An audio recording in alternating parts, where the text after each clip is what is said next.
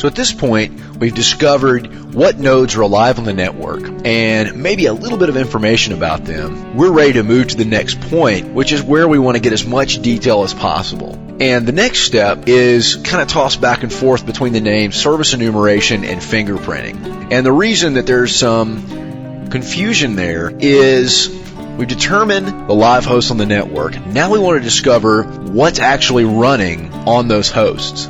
In other words, I might be running a web server, a database server, and maybe a network file system server. Well, by discovering that type of information, it usually helps us in identifying or fingerprinting the operating system and associated applications. In addition to the service enumeration process, discovering those services, we might be able to discover specific versioning information about those services, which is also sometimes called fingerprinting the service. And the concept here is we want to gather the information about what's running on the system, and we want specifics. In other words, IIS 5.0 is running on this system. We discovered that while fingerprinting the IIS service discovered during service enumeration. This tells us that the operating system is Windows 2000.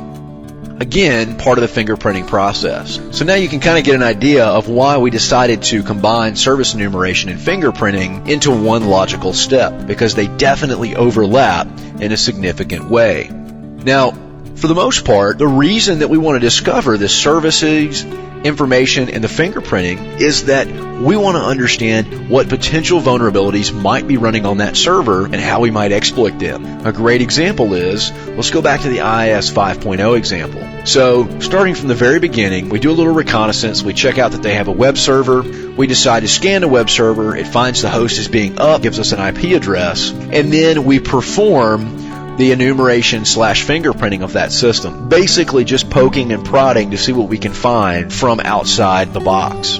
We discover that it is running an IIS 5.0 server on port 80. Again, probably picked up by either scanning or service enumeration. By understanding that, we now know that we have a web server, obviously. We have an open port, port 80. We have a vulnerable service that is running on that system. IIS 5.0 has hundreds and hundreds of vulnerabilities that could potentially be exploited.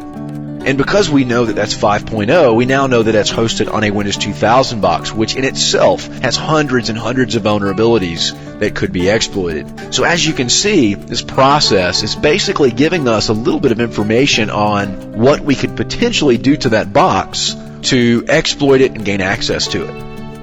For the most part, usually some of the tools that you're going to use are going to include fingerprinting, service enumeration, and scanning all in one. A great example of this is going back to Nmap. Nmap has the capability to scan all ports on the system.